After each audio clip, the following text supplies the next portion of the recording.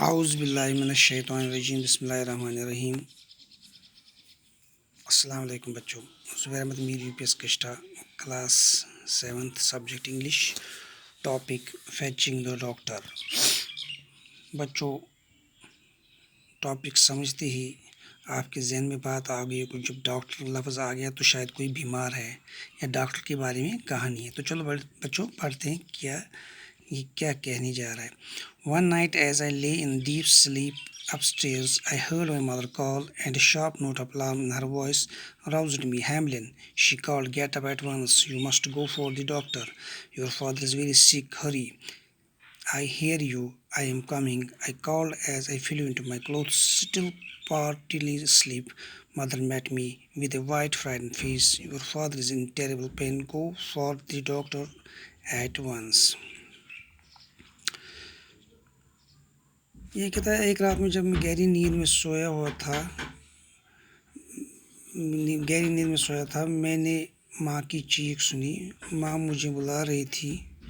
اس نے کہا، "ہیملن اٹھو، آپ کا باپ بیمار ہے، تو آپ ڈاکٹر کے پاس جاؤ." تو اس نے واپس جواب دیا، "ہاں میں آپ کو سن رہا ہوں، میں آ رہا ہوں."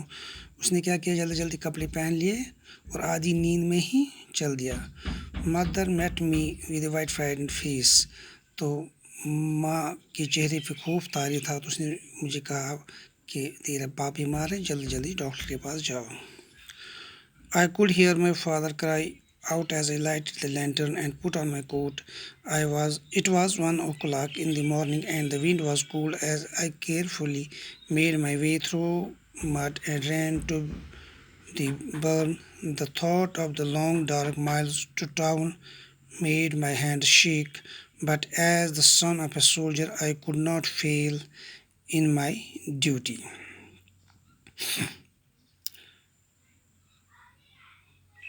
اس کو باپ کی چیخیں بھی سنا رہی تھی۔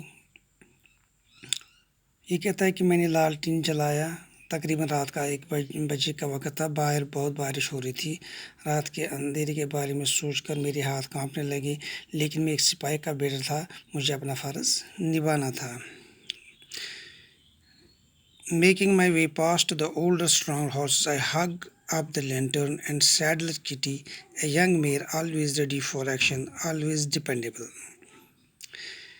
یہ کہتا ہے میں بوڑھے گھوڑوں کے بیچ میں گیا اور وہاں پر میں نے ایک گھوڑا چنا جس کا نام تھا کٹی۔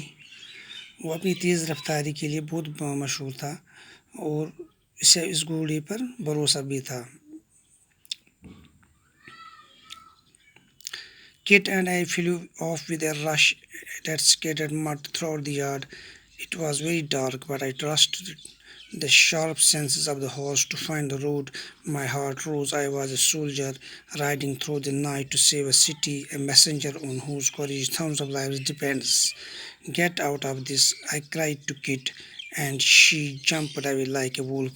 She knew her rider, for together we had followed the cattle many days on the prairie and in races with wild horses. I had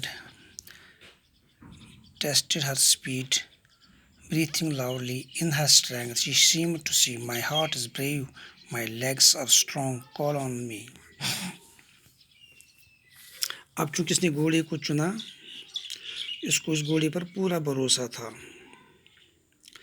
یہ کہتا ہے میرا دل بڑھ گیا، میں ایک سپاہی تھا جو ایک شہر کا بچانے والا تھا جس پر ہزاروں لوگوں کا انحصار ہے۔ اور یہ گھوڑی جو تھی وہ لومڑی کی طرح اچھلی، وہ اپنی سواری جانتی تھی، اس کو بھی پتہ تھا کہ اس پہ کون سوار ہے، کیونکہ یہ ہیملن کہتا ہے کیونکہ ہم اکثر ایک ساتھ سفر پہ نکلے تھے۔ گھوڑی زور زور سے سانسیں لیتی تھی، جیسے کہ وہ کہتی تھی کہ میرا دل بڑا ہے، میری ٹانگیں طاقتور ہیں۔ رات کے اندھیرے میں یہ اب چل رہے تھے۔ تو بچوں، اس سے آگے ہم انشاءاللہ کل پڑھیں گے، تب تک کے لیے خدا حافظ۔